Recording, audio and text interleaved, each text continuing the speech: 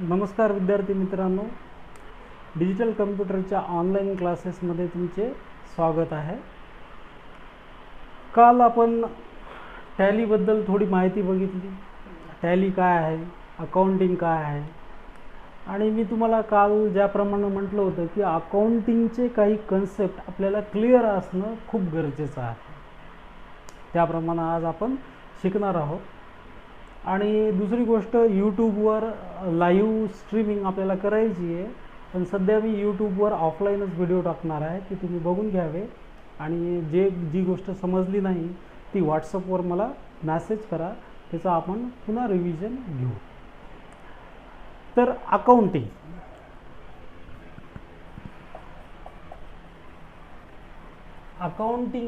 म्हणजे काय, अकाउंटिंगचा फायदा काय. तर अकाउंटिंग म्हणजे एक तंत्रशुद्ध पद्धतीने आपण एखाद्या जमा खर्च वगैरे आपण जो खर्च केला त्याची मांडणी करणं. नाही तर असं काय जस्ट 100 रुपये आहेत, त्याच्यातले 80 रुपये खर्च केले, 20 रुपये राहिले, बाकी 0, हे लिहिण्यामध्ये ह्या गोष्टी जनरली समजत नाही. कोणाला दिले, कोणाकडून घेतले, कसे दिले, म्हणजे बँकनं दिले का चेकनं दिले, कॅश दिली का उधारी दिली का काय दिली, हे सर्व गोष्टी क्लिअर व्हाव्या. याच्यासाठी अकाउंटिंगचे काही कन्सेप्ट क्लिअर होणं गरजेचं आहे. विद्यार्थी कोणत्याही स्ट्रीमचा असो, आर्ट असो, कॉमर्स असो, सायन्स असो, त्याच्याशी काही फरक पडणार नाही. आपण अगोदर अकाउंटिंग कन्सेप्ट क्लिअर करून घेणार आणि नंतरच टॅलीला सुरुवात करणार. टॅलीमध्ये लेजर बनवणं वगैरे, एंट्र्या करणं, ह्या गोष्टी, स्टॉक कसा भरायचा, ह्या गोष्टी आपण त्याच्यामध्ये शिकणार आहोत. पण त्या अगोदर अकाउंटिंगचे जे कन्सेप्ट आहेत, जे की कोणी एखादा आर्टचा विद्यार्थी असो, कॉमर्स असो, सायन्स असो, ते काही मॅटर नाही आहे, आपण सुरुवातीपासून शिकणार आहोत. तर अकाउंटिंग म्हणजे अकाउंटिंगचा आपल्याला काय फायदा होतो. तर अकाउंटिंग केल्याने अकाउंट म्हणजे काय, खाते. अकाउंटिंग चलणे. आपण एखादं रन म्हणजे पळ, रनिंग म्हणजे काय, पळणे. जसं अकाउंट म्हणजे काय, खाते. म्हणजे काय, खाते करणे. म्हणजे प्रत्येक गोष्टीचे आपण कोणाला पैसे दिले, कोणाकडून घेतले, ते त्याचे खाते तयार करून योग्य पद्धतीने आपली जी संपत्ती आहे, त्याच्यानंतर देणं आहे, त्याच्यानंतर आपलं इन्कम आहे, आपले खर्च आहेत, ह्या सर्व गोष्टी तंत्रशुद्ध पद्धतीने मांडणे, याला आपण काय म्हणतो, अकाउंटिंग म्हणतो. आणि अकाउंटिंग ठेवल्यानं काय होते, म्हणजे हिशोब. आपल्याला जुने लोक हमेशा म्हणतात बघा, हिशोब ठेवत जा. किंवा 2 मित्र आहेत पार्टनरशिपमध्ये काय बिझनेस करायला, हिशोब ठेवत जा. हिशोब ठेवल्यानं काय होते की एक्झॅक्टली आपल्याला कळते की काय व्हायलं.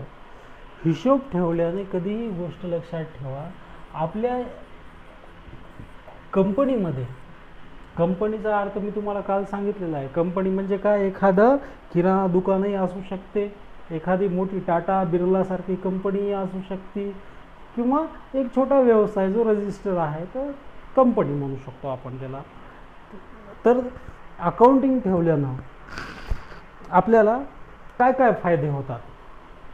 तर अकाउंटिंग ठेवल्यामुळे एक्झॅक्टली आपल्याला कळतं की आपल्याला यावर्षी किती फायदा म्हणजे काय, नफा झालेला आहे यावर्षी, किंवा या महिन्यामध्ये, किंवा या हप्त्यामध्ये किती. हिशोब ठेवल्यामुळे, हिशोब म्हणजे काय, अकाउंटिंग. हिशोब म्हणजे आपण अकाउंटिंग असं समजू शकतो. याच्यामुळे होतो काय की आपल्याला कंपनीमध्ये कुठं नफा किती झालेला आहे, आपल्याला देणं किती आहे, आपल्याला आपण लोकांकडून माल घेतलेला असतो, उधारीवर घेतलेला असतो, किंवा कॅशनं दिलेला असतो. आपण आणला माल 1 लाखाचा आणि तो विकला, तर विकल्यानंतर आपले 1 लाखाचे झाले 1.5 लाख झाले, 1,50,000 झाले. तर अशा वेळेस आपल्याला काय 50,000 नफा झाला, पण तो निव्वळ नफा असतो का, नाही.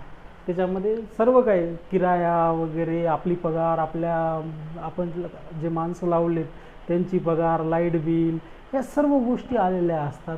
आणि ते सर्व जाऊन जे उरल 10,000-1,000, तो आपला त्या महिन्याचा, किंवा त्या हप्त्याचा, किंवा त्या वर्षाचा नफा असतो. ह्या गोष्टी आपल्याला अकाउंटिंग ठेवल्यामुळं कळतात. अजून आपल्या व्यापारामध्ये किती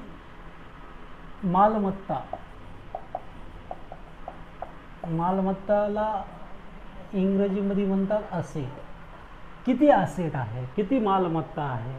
सपोज तुम्ही जे उधारीत माल आणलेला आहे त्याच्या बदल्यात तुम्ही थोडी माल देणार, तुम्ही त्याला वस्तूच्या बदल्यात काय देणार, पैसे देणार. मग तो माल कोणाचा झाला, तुमचा झाला, जरी तुम्ही उधार घेतला असेल तरी. तर हे माल तुमच्या ह्याच्यात किती आहे, तुमच्या असेट किती आहे, मालमत्ता किती आहे, दुकान कोणाचं असते, प्लॉट असते, काही असतात, ह्या अशा गोष्टी तुम्ही किती घेतलेल्या आहेत, त्याच्यानंतर किती नफा झाला तुम्हाला, ह्याही गोष्टी तुम्हाला अकाउंटिंग ठेवल्यामुळे कळतात. यानंतर अकाउंटिंगचे असे काही शब्द आहेत की जे शब्द आपल्याला हमेशा वापरणं लागतात अकाउंटिंग करत असताना. तर त्या शब्दाबद्दल आपण बघू. इथं आर्ट असं समजू नका की कॉमर्सवाले विद्यार्थी आहेत त्यांना लवकर समजेल एवढाच फरक होईल. बाकी टॅली जेव्हा आपण हे अकाउंटिंग कन्सेप्ट झाल्यानंतर कोणताही विद्यार्थी हा कॉमर्सचाच विद्यार्थी झाला आहे असं समजून चला. तर गुड्स हा शब्द येतो, GOODS, गुड्स म्हणजे काय. कधी बघा तुम्ही एखादा प्रवास करत असले आणि त्या ट्रकाच्या मागं किंवा त्या टेम्पोच्या मागं काही ट्रॅक्टरच्या मागं लिहिलेलं असते गुड्स कॅरियर. गुड्स कॅरियर म्हणजे काय, आर्टचे विद्यार्थी म्हणतात गुड्स, व्हेरी गुडवालं गुड, खूप छान, चांगलं कॅरियर नाही. गुड्सला आपण काय म्हणतो, माल. गुड्स कॅरियर म्हणजे काय, मालाची वाहतूक करणारा. हा एक शब्द लक्षात ठेवा. जे आत्ताच फ्रेश 11वीला आहेत आर्टचे विद्यार्थी ते काय त्यांचा कन्सेप्ट कुठं क्लिअर होतो इथं. गुड्स म्हणजे काय, माल. गुड्स म्हणजे छान असं नाही आहे, ते वेगळ्या अर्थानं झालं. गुड्स म्हणजे चांगला नाही, माल. इथं माल म्हणायचं त्याला कॉमर्समध्ये, ठीक आहे. तर जसं माल म्हणजे कोणता माल, एखादं दुकान आहे आपलं, कशाचं दुकान, किराणा दुकान, त्याच्यामधला जो गहू, तांदूळ, जे काही आहे, साखर, तेल, बदाम, हे सर्व काय जो ही विक्रीसाठी उपलब्ध आहे, विक्रीसाठी म्हणजे विकायला आणलेला आहे, त्याला आपण काय म्हणणार, माल. किराणा दुकान आहे तर किराणा दुकानामध्ये गहू, तांदूळ, ज्वारी हा माल असेल. फर्निचरचं दुकान असेल तर टेबल, खुर्च्या, इलेक्ट्रॉनिकचं दुकान असेल तर TV वगैरे ह्या गोष्टी आपण. आणि एखादी पानपट्टी म्हणजे सुद्धा एक कंपनीच असू शकते. त्याच्यामध्ये काय गोवा, सितार, अजून काय असतं, कोण खाते, जे खात असेल त्यांनी ते त्या दुकानातला माल. जी गोष्ट एखाद्या कंपनीमध्ये विक्रीसाठी आहे तो त्याचा माल. एक मोठं असं समजून चला.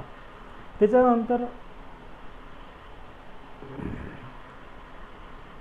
लॅपटॉप काही बरोबर चलेना झालं.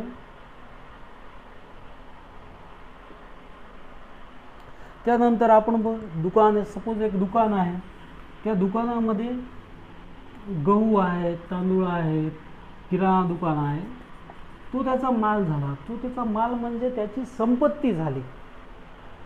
पण अशी संपत्ती आहे की जो तो विकतो. जसं की त्यानं गहू आणले 20 रुपये किलोना आणि विकले 22 रुपये किलोना.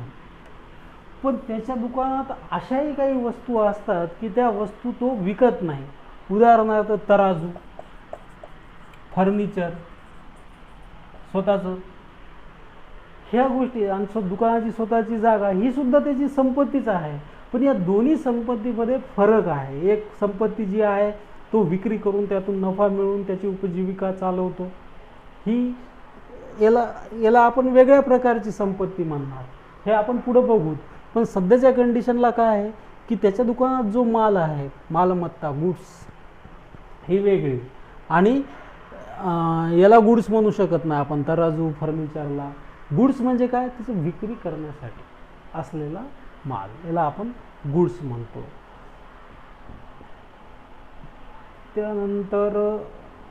त्यानंतर काय आहे, सिक्वेन्शियल घ्यायचं म्हटलं, असेट. गुड्स नंतर असेट मालमत्ता,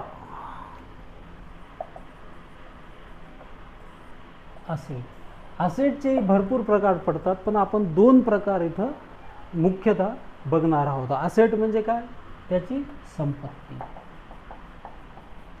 गुड्स म्हणजे सुद्धा त्याची संपत्तीच आहे बरं का, पण ती वेगळ्या स्वरूपाची संपत्ती आहे, ते आपण बघूत.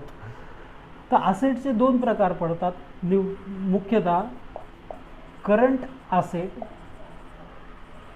आणि fix asset. Current asset, current asset कशाला म्हणायचं? करंट आपण म्हणतो तुझं काय चालू आहे सध्या, म्हणजे करंटली काय चालू आहे. तर करंटली काय चालू आहे तू सांगतो, मी करंटली जेवण करायलो, करंटली मी मुलाशी खेळायलो, करंटली मी टी व्ही बघायलो, म्हणजे सध्या काय चालू आहे. तर करंट असेट म्हणजे काय की जे असेट टेम्पररी आहे, टेम्पररी म्हणजे ते विक्रीसाठी आहे किंवा जास्त कालावधीसाठी नाही आहे, त्याला आपण काय म्हणू शकतो, करंट असेट. फिक्स असेट म्हणजे काय, फिक्स म्हणजे फिक्स एका जागी फिक्स, जसं की घर आहे, फर्निचर आहे, त्याच्यानंतर किराणा दुकानवाल्याचा तराजू आहे. आता मी किराणा दुकान का म्हणालो, कारण सगळ्यात जास्त ज्याला अकाउंटिंग सगळ्यात चांगल्या प्रकारे आणि बारकाईनं जर समजायची असेल तर त्याने किराणा दुकान बघावं, कारण तिथं 1 रुपया 8 आणे 4 आणे सुद्धा, आजकाल 8 आणे 4 आणे राहिले नाही, तर 1 रुपयापासून त्याचा व्यवहार सुरू होतो. कारण 1 रुपयाला सुद्धा काही चॉकलेट वगैरे ह्या गोष्टी आहेत की जिथं, आणि प्रत्येक किराणाचा भाव हा दररोज बदलला जातो, त्याच्यामुळं तिथं सगळ्यात जास्त ट्रेडिंग ही होती. ट्रेडिंगबद्दल, आता ट्रेडिंग हा शब्द मी नवीनच म्हटला, पण तुम्हाला सुद्धा याबद्दल मी सर्व काही डिटेल्स सांगेल, काय ट्रेडिंग काय असते ह्या गोष्टी सांगाल. तर आपण असेट बघत होतो. असेट म्हणजे काय, संपत्ती, आणि संपत्तीचे मुख्यतः 2 प्रकार पडतात, करंट असेट आणि फिक्स असेट. जे गुड्स आहे आपलं, गुड्स हे करंट असेटमध्ये येते. गुड्स म्हणजे काय, माल, दुकानातला जो माल आहे तो करंट असेट आहे, विक्री झाला गेला संपला, त्याच्या बदल्यात त्याला काय मिळाले, पैसे मिळाले, हे आहे करंट असेट. आणि फिक्स असेटमध्ये काय आहे, ते त्याचं तराजू, त्याची जागा, फर्निचर. पण तो जर फर्निचर, एखादं हे जर फर्निचर विक्री करण्याचं दुकान असलं तर तुम्हाला मी सांगितलं फर्निचर हे फिक्स असेटमध्ये येते, मग तो विकणार नाही का, असं नाही आहे. Depending on business which is your current asset और फिक्स असेट. पण जनरली एक गोष्ट ढोबळ लक्षात ठेवा की जी गोष्ट विक्रीसाठीच उपलब्ध आहे तिला आपण गुड्स म्हणतो, आणि गुड्स हे करंट असेटमध्ये येते. त्यानंतर चा जो पॉइंट आहे लॅबिलिटी म्हणजे काय, देणे.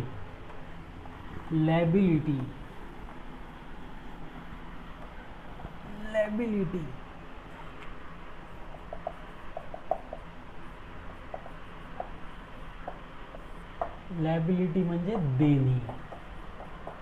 याचे पण 2 प्रकार पडतात, एक लॅबिलिटी आणि एक करंट लॅबिलिटी. नुसतं देणं आणि चालू देणं. ज्या गोष्टी आपल्याला हमेशा देणं लागतात, उदाहरणार्थ लाईट बिल झालं, त्याच्यानंतर आपण जिथून माल आणतो, लाईट बिल म्हणजे कोणतं लाईट बिल, जर किरायाची जागा असली तुम्हाला त्याचं लाईट बिल देणं लागते घरमालकाला. त्याच्यानंतर दुकानाचा किराया झाला, ह्या गोष्टी ज्या आहेत, किंवा तुम्ही बिझनेसच्या हिशोबानं जर बघितलं तर जिथून तुम्ही माल आणता, हमेशा माल आणणं लागतं तुम्हाला. आज काय संपलं दुकानामध्ये, हे संपलं, गहू संपले, आज काय संपलं, साखर संपली, आज काय संपलं, ज्वारी संपली, आज काय संपलं, तेल संपलं. ते मोठ्या तुम्ही घाऊक व्यापाऱ्याकडून, जो घाऊक म्हणल्यापेक्षा त्याला काय म्हणतात, मोठा व्यापारी, त्याच्याकडून होलसेल इंग्रजीमध्ये त्याला होलसेल म्हणतात, होलसेल व्यापाऱ्याकडून आणता, 10-12 डब्बे आणि इकडं तुम्ही किलोनं विकता, तर त्या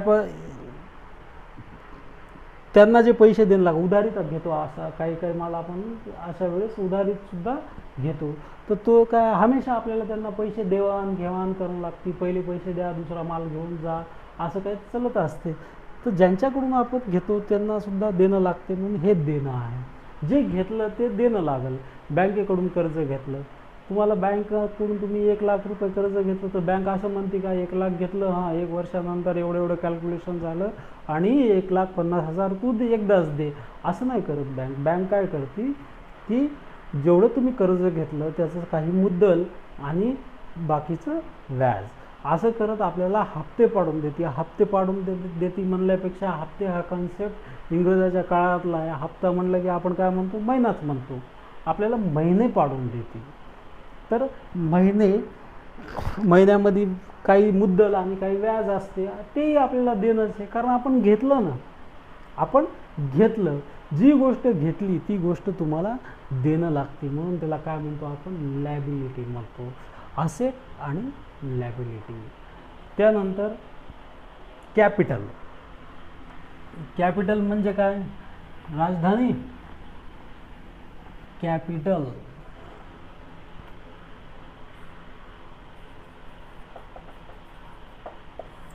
कॅपिटल म्हणजे भांडवल.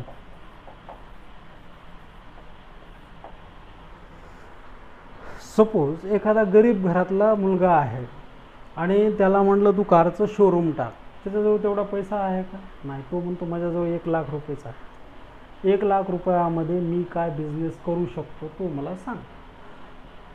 तर बघ 1,00,000 ज्याच्याजवळ जेवढं दुकानामध्ये टाकण्यासाठी भांडवल आहे ते म्हणजे त्या व्यवसायाचं कॅपिटल. एखाद्या व्यक्तीनं एखाद्या बिझनेसमध्ये जेवढे पैसे गुंतवले ते त्याचं भांडवल. आता सपोज एखादं किराणा दुकान टाकायचं, तर सुरुवातीलाच किती भांडवल लागेल, 1,00,000 रुपये भांडवल लागेल, जागा लागेल किरायाची, मग त्याचा ॲडव्हान्स, डिपॉझिट, ह्या सर्व गोष्टी कशामध्ये आल्या, एखादा बिझनेसची मूळ ठेवण्यापासून तर तो बिझनेस सुरू करण्यापर्यंत ज्या गोष्टी लागतात त्याला आपण काय म्हणतो, भांडवल. ॲक्च्युली मोठ्या मोठ्या अँगलनं जर आपण बघितलं तर बिझनेस सुरू करण्यापर्यंत ज्या गोष्टी लागतात त्याला आपण भांडवल म्हणतो.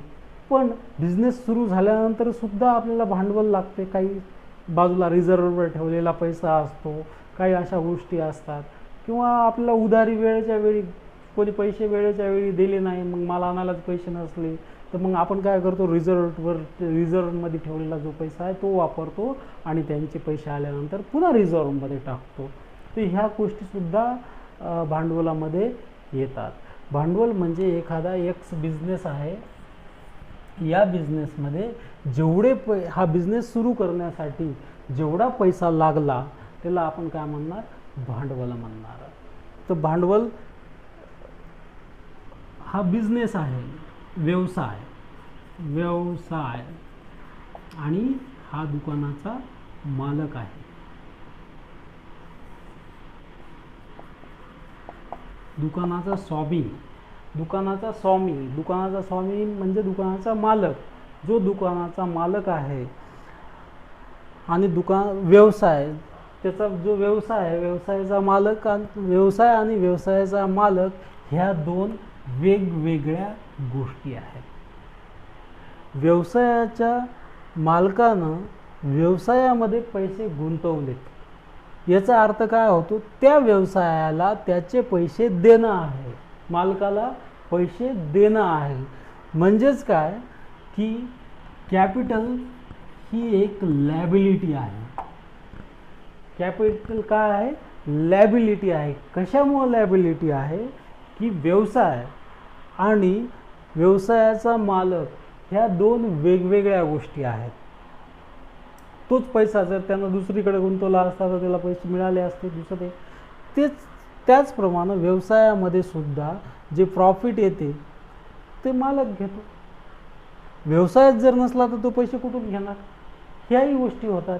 एकमेकावर डिपेंडन्सी आहेच.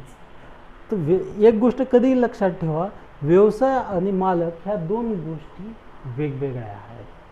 व्यवसायामधून जर मालकानं पैसे घेतले, ड्रॉइंग केलं, ड्रॉइंग अकाउंटसुद्धा असते, एक व्यवसायाच्या मालकानं व्यवसायामधून पैसे घेतले तर ती सुद्धा एंट्री होणारच, म्हणजे हिशोब बरोबर लागेल, म्हणजेच काय होईल, अकाउंटिंग बरोबर होईल. ह्या गोष्टीसुद्धा इथं असतात. एक गोष्ट लक्षात ठेवा, यामुळंच कॅपिटल हे काय आहे, लॅबिलिटी आहे.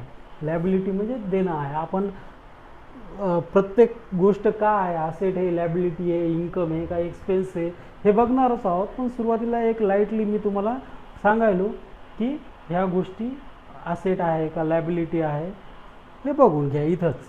नंतर डेप्टॉर.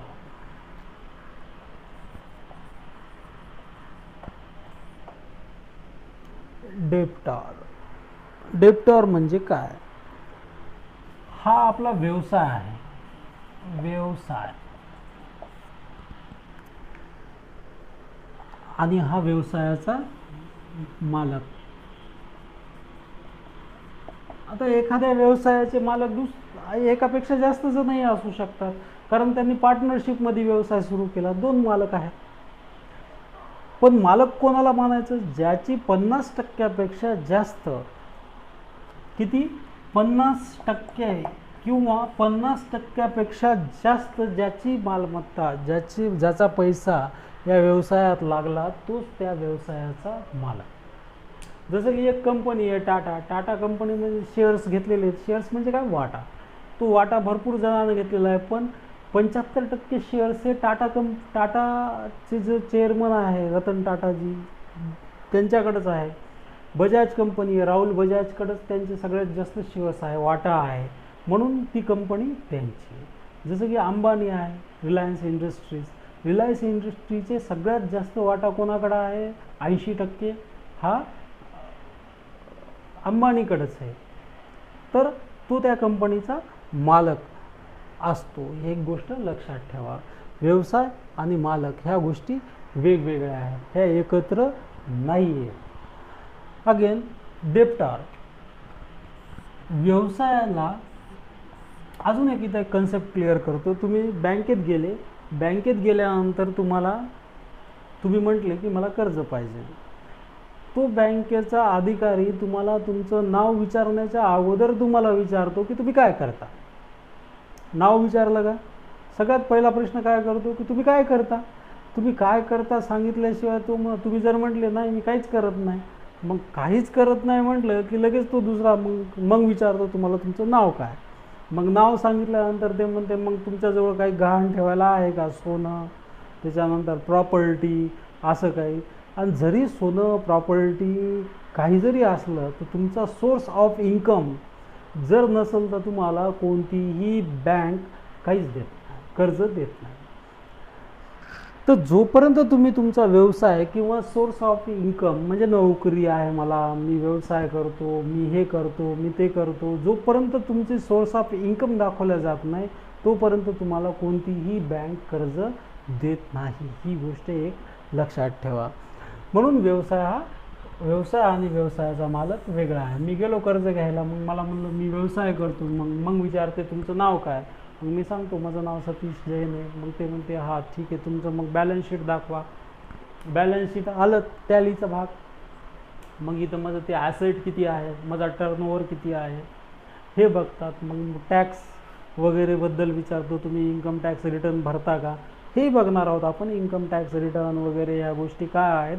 टॅक्स सेक्शन आल्यानंतर मी तुम्हाला टॅक्सबद्दल सर्व सांगणार आहे. GSTसुद्धा त्याच्यामध्ये आहे, GSTच्या अगोदर कोणते टॅक्स होते, मग GDP काय आहे, ह्या सगळ्या गोष्टी आपण एक एक गोष्टी बघू. जसं क्लास आपला रंगात येईल त्याप्रमाणे आपण एक गोष्टी बघणार आहोत. तर डेप्टॉर म्हणजे काय, आपण बिझनेस करतो तर आपण माल विकतो आणि घेतोही, बरोबर. ज्या लोकांना हे लोक आहेत या लोकांना आपण माल विकतो आणि या लोकांकडून माल घेतो, बरोबर आहे. तर ज्यांच्याकडून आपण माल घेतो ज्यांच्या जे आता दोन्ही अँगल आहेत बरं का याच्यात, तुम्ही कोणत्या साईडनं विचार करता. जर इथून विचार केला तर वेगळा पार्ट आहे आणि इकडून विचार केला तर वेगळा पार्ट येतो. तर एक जनरली मी तुम्हाला सांगतो, आपल्या व्यवसायाला, हा माझा व्यवसाय आहे किंवा आपल्याला असंही समजा, आपल्याला व्यवसाय म्हणजे आणि आपण हे काही प्रमाणात एकच आहे पण वेगवेगळे आहेत, काही प्रमाणात एक आहे. आता मी वेगळी भाषा बोलायलो असं वाटायला मला, पॉलिटिकल लँग्वेज. तर मालक व्यवसायाला, ज्या लोकांकडून व्यवसायाला पैसे देणं आहे, म्हणजे हे पैसे द्यायलेत येणं आहे व्यवसायाला बरं का, त्यांना आपण म्हणतो डेप्टर्स. ज्या व्यक्तींना, म्हणजे आपलं असं म्हणू की आपल्या बिझनेसला पैसे घेणं आहे त्यांच्याकडून, आपण म्हणतो ना मला खूप येणं आहे, त्या प्रकारे येणं कोणाकडून असते, कधी पण डेप्टरकडून. जसं की बँकेचे खूप ग्राहक आहेत, बँकेनं त्यांना कर्ज दिलेलं आहे, मग बँक काय करते, त्यांच्याकडून हप्तेवारी पैसे घेते. तर बँक काय म्हणते, आम्हाला खूप येणं आहे, अजून कर्ज वसुली बाकी आहे, तर ते त्यांचे डेप्टर्स झाले. आपल्या व्यवसायाला ज्यांच्याकडून पैसे येणं आहे त्याला आपण म्हणायचं डेप्टर्स. आणि आपल्या व्यवसायाला ज्यांना पैसे देणं आहे त्याला म्हणायचं क्रेडिटर्स. डेप्टर्स आणि क्रेडिटर ही गोष्ट लक्षात ठेवा. आपल्या व्यवसायाला ज्यांना पैसे देणं आहे ते क्रेडिटर, आणि ज्यांच्याकडून पैसे येणं आहे म्हणजे घ्यायचेत, आपल्याला पैसे घ्यायचेत, ते काय आहेत, डेप्टर्स आहेत. आणि ज्यांना द्यायचे ते काय आहेत, क्रेडिटर आहेत. ही गोष्ट लक्षात ठेवा. जास्त आपण ढोबळ शिकू, जास्त काही त्याच्या डीपमध्ये सध्या जायची आवश्यकता नाही आहे. त्यानंतर बिझनेस ट्रान्झॅक्शन, हे झाले क्रेडिटर आणि हे झाले debtors. Business transaction,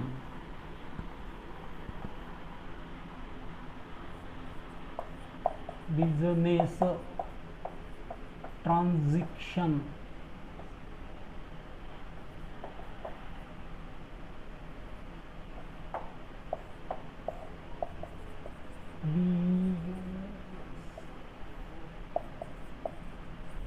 business transaction. Business transaction म्हणजे काय, तर जास्त ही काही अशी गुंतागुंतीची प्रक्रिया नाही आहे.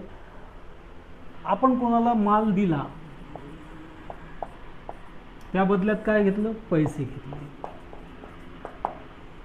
आपण कोणाकडून माल घेतला आणि त्या बदल्यात काय घेतले, पैसे घेतले, बरोबर आहे. तर इथं नफा काय झाला, किती झाला, ही गोष्ट बाजूला ठेवायची. आपण जे ट्रान्झॅक्शन केले, पैशाची देवाणघेवाण केली, ती कोणत्याही स्वरूपात असो, ती कॅशही असू शकते आणि चेकही असू शकते आणि क्रेडिटवर असू शकते. तर आता इथे क्रेडिट शब्द आलाच. तर कॅश म्हणजे काय, कॅश व्यवहार आपण म्हणतो ना, नाही कॅश लागेल. मग चेक म्हणजे बँकेचा चेक दिला आपण, मग आपल्या त्या खात्यामध्ये टाकणार आणि नंतर ते दुसऱ्या दिवशी किंवा तिसऱ्या दिवशी पास होणार. तर हे एक राहिलं. त्या चेक दिल्यामध्ये मग चेक बाउन्स होण्याचे प्रकारही वाढलेले असतात. मग क्रेडिटवर म्हणजे काय, उधारीत देणे, उधारी. आता चेक दिला म्हणजे लगेच पूर्ण कॅश दिली असं नाही आहे. चेक दिल्यानंतर तो चेक 1-2 दिवस लागतील पास होण्यासाठी आणि मग आपल्या अकाउंटला पैसे जमा होतील. पण चेक दिला याचा अर्थ काय होतो की एक बँक गॅरंटी असते आपल्याला. त्याच्यामुळेच जे केसेस होतात बघा कोर्टामध्ये की माझा चेक बाउन्स झाला, मग त्याच्यावर 138 आपण केस करणार वगैरे, ह्या गोष्टी ज्या होतात त्या याच्यामुळेच. हे काय एक बँक गॅरंटी म्हणता येणार नाही, मी बँक गॅरंटी म्हणलो, पण एक शाश्वती राहते की चेक म्हणजे पैसे हमखास येणार, हे एक शाश्वती असते. पण जर त्याच्या अकाउंटमध्ये तेवढे पैसे नसले तर तो चेक बाउन्सही होऊ शकतो. तर अशा वेळेस याची जास्त गॅरंटी नसते. आणि क्रेडिटर म्हणजे काय, उधारीत. हां, हे माल घेऊन जा आणि 8 दिवसानं पैसे दे. तर ही उधारीत. कोणत्याही प्रकारे आपण जे ट्रान्झॅक्शन केलं म्हणजे पैसे देवाणघेवाणचा माल किंवा पैसे देवाणघेवाणचा व्यवहार केला, अशा वेळेस त्याला म्हणायचं बिझनेस ट्रान्झॅक्शन. Business transaction. आपण सपोज आपला माल काही उधारीत गेला, काही नगदी गेला, काही चेक दिले, तर आपण काय पकडतो, सपोज 2,000चा व्यवहार नगदी झाला कॅशमध्ये, 4,000चा व्यवहार चेकनं झाला, त्याच्यानंतर 5,000चा व्यवहार, के म्हणजे 1000, 5,000चा व्यवहार क्रेडिटवर झाला, उधारीवर झाला, तर आपण काय म्हणतो, माझा आज 11,000चा बिझनेस झाला. आता याच्यात नफा गिफा काय व्हायला, ते नफा त्या दुकानदारावर डिपेंड आहे की त्याचा नफा किती झाला, आणि त्याच्या बिझनेसवर डिपेंड आहे किती नफा असतो त्याच्यामध्ये, किती नसतो. पण त्याचा आजचं ट्रान्झॅक्शन किती झालं, 11,000. तर याला म्हणायचं बिझनेस ट्रान्झॅक्शन. ओके. तर बिझनेस ट्रान्झॅक्शनमध्ये असे कॅश, क्रेडिट, चेक हे असे सुद्धा व्यवहार होतात. ही गोष्ट एक लक्षात घ्या. कोणताही बिझनेस करा, उधारी हा त्या बिझनेसमधला भाग असतो. ॲक्च्युली कोणी उधार देते नाही देत ह्या गोष्टी वेगळ्या राहिल्या, पण बिझनेस म्हणलं की उधारी ट्रान्झॅक्शनसुद्धा काही लेखी स्वरूपात आपल्याला घेणंच लागते. त्याच्यानंतर टाईप्स ऑफ अकाउंट्स.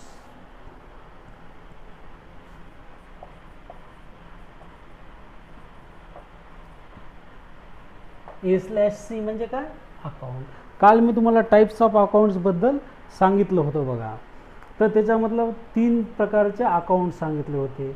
एक पहिला प्रकार जो आहे पर्सनल अकाउंट,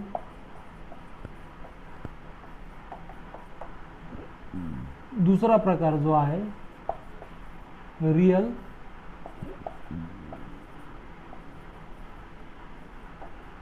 आणि तिसरा प्रकार जो आहे नॉमिनल.